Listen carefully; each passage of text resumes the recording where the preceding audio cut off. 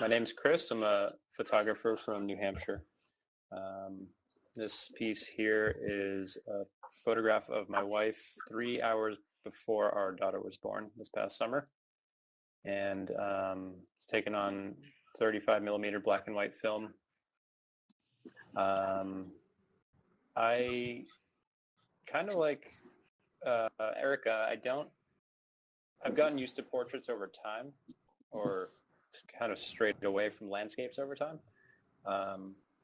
It took me the better part of like 10 years to get used to really getting comfortable photographing people. And it's been kind of like a new journey within photography for me, which has been great.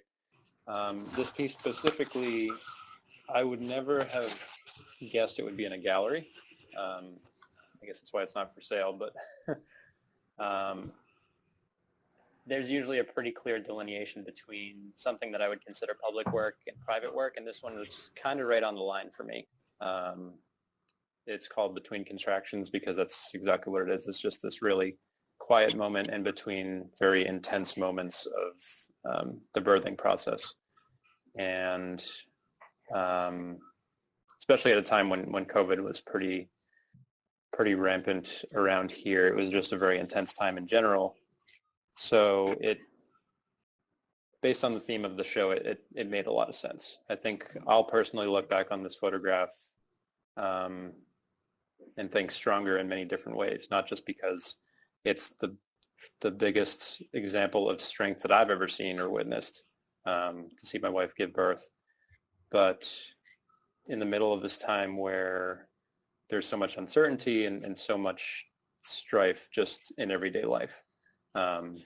With the mask being the symbol of that there. That's what this means to me. And I think compositionally it was interesting. So for anyone that doesn't have that background of what it is, maybe that's interesting to them. But I think for me, there's a lot that goes into this photograph. And I hope that that's conveyed. I guess as any artist wishes that their art could be conveyed without trying to explain it. It was a known going in that I would just have the camera the whole time, and whatever came out of it would be what we had. And a lot of it is just wonderful to have, stuff that I wouldn't show publicly. It's a little more graphic, but I did ask permission for this one photograph, and she was fine with it. But yeah, I think photographs tend to be a cheat in a way. Like, it's just more at face value than a lot of other things like paintings or other media. So I think I've reached the end of what I can say about it, but if anyone has questions, feel free. Safety or pleasure. As all things in life, happiness comes in waves.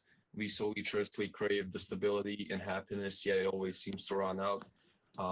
In my lifetime, I've met many women who've gone through sexual abuse, and I've gone through many different ways of abuse myself. And it was important to me to make a painting that does not romanticize abuse, even in the slightest.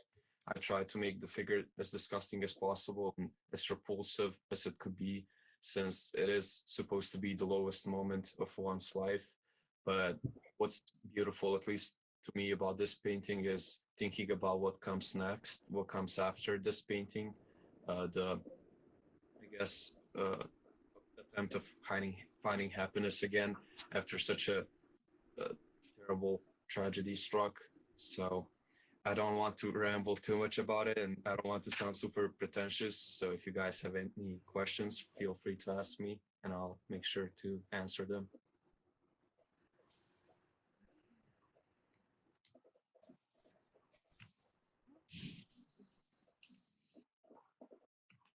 Yeah, this might be something that's more apparent in person, but it seems that there are a lot of layers to the painting itself. Is that many different mediums there, or is that just one? Yes, you're absolutely right. I tried to make something that's not traditional, I guess. So I mixed up oil paints, and I used acrylic paints, and I used acrylic flow, and markers and just a lot of different materials just to make it a bit more chaotic, because that's the whole purpose of the painting, I suppose. Wow. Thank you. Thank you.